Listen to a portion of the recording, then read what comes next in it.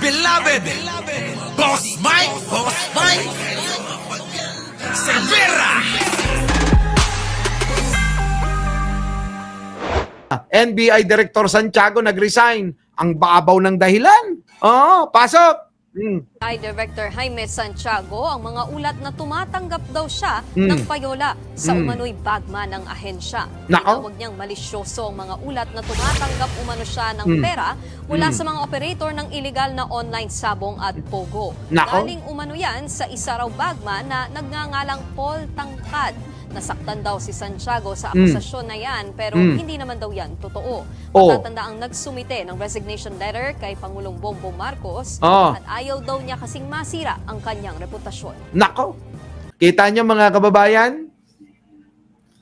Mga kababayan ko, kapag kayo nasa gobyerno, handa kayo sa mga kritiko, handa kayo sa mga propaganda, handa kayo sa paninira. Normal lang yan, mga kababayan.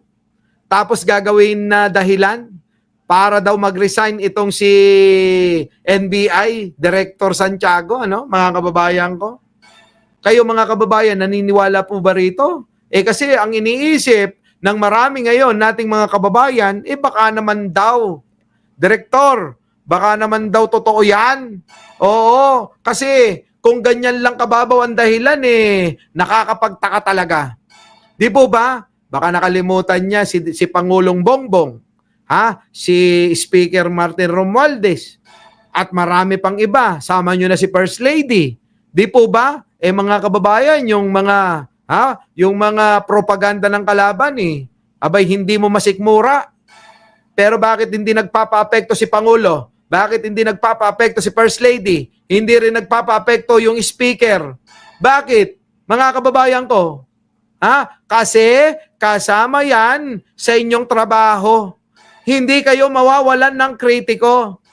Kung ganyan lang ang pananaw mo, sana hindi ka na pumasok sa gobyerno. Di po ba, mga kababayan ko? Kung papasok ka pala sa gobyerno, hindi ka pala sanay na nagkakaroon ng kritiko, teka muna.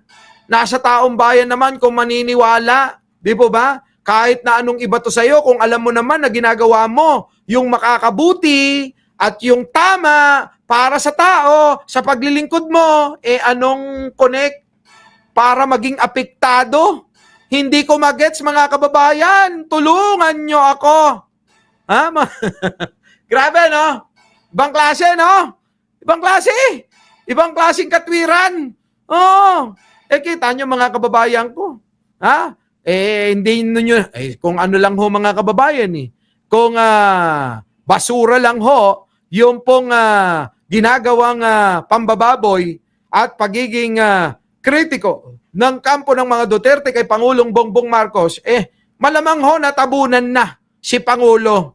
Hindi nyo na makita at hindi na yan makakapunta sa mga flood control project na winalang yan ng mga walang yang kontraktor at mga politiko. Di po ba, mga kababayan? Kita nyo, buhay na buhay si Pangulo. Anong ginagawa? Iniisa-isa yung mga proyekto. Pati nga ho doon daw sa Mindoro, mga kababayan, isang bakal lang yung nilagay nito. Grabe, no? Matinding korupsyon talaga, no? Duda lang, Boss Mike, unang pumutak. Si Topacio, hindi kaya may kinalaman. Siya, tanong lang po, malamang. Mga kababayan, eto daw. Tumatanggap daw ng payola kay Atong Ang. Mga kababayan ko, sa mga sabong, sa mga illegal. Ganun ho Ganun ho yung pinapalabas ng kanyang mga basher. Emma, thank you naman po. Maraming salamat. Matutubos ko na yung kambing kahapon. Di ba? Lagi may criticism yan. You just can't please everyone. Sabi nga nila, sabi ni Papa Cho. Di ba? Yan, may tama talaga. Saka motive yan. Nag-resign now. Sabi, para makuha na Nako! Yun na nga, mga kababayan ko yung iba nga nag-iisip na baka mamaya inoperan ng malaki para mabitawan yung malalaking kaso na hinahawakan. Ay, grabe, no, mga kababayan ko. Sa palagay po ba ninyo? Ako kasi, mga kababayan, hindi ako kumbinsido sa katwiran nito. Hindi ako kumbinsido sa dahilan na may basher kaya ayoko. Ayoko na maupo. Ayoko na ng posisyon. Kaya Pangulong Bongbong, magre-resign na ako. Ang babaw nun, mga kababayan. Nakakagigil yon. Parang yung jowa nyo lang. Na ngayon ay ex nyo na yan. Di ba? Ayoko na ng relasyon. Ayoko na munan tayo kasi may problema ako. Hindi ikaw, ako. Oh, di ba? Yan yung mga katwiran ganun eh. Di ba? Ang labo. Iiwan ka sa ere habang malapit ng makamit ang lahat. Tapos bigla kang iiwan. Oh, may mga pangarap kayo ng jowa mo. Nung malapit nyo nang maabot, biglang, it's not you, it's me. Putik na katwiran yan, ano? Walang pinagkaiba rito. Sa katwiran neto, idol pa naman kita. Pero mananatiling idolo ka. Pero sana, mapagtanto mo, maisip mo na meron yatang problema na dapat solusyonan mo ng sarili mo, hindi ng iba. Yung problema na yan, hindi si Pangulong Bongbong Marcos ang solusyon dapat. Ikaw mismo, dahil ikaw ang nasasadlak. Tama, mga kababayan ko? Yan. So, mga kababayan ko, yan na nga ba sinasabi? Sinasabi sa hula, ano? Matindi eh. Sa totoo lang, medyo dismayado ako.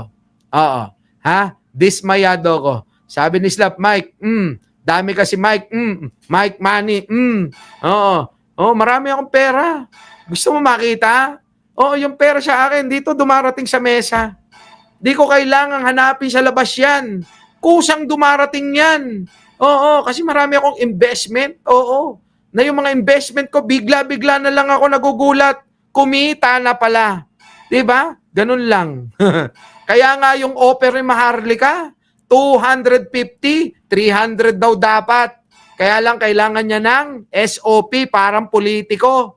May SOP siya. Kikita pa ng 50. Sa 300,000 buwan-buwan, kikitain ko. Inayawan ko yan. Alam mo na. Di ba? Yan.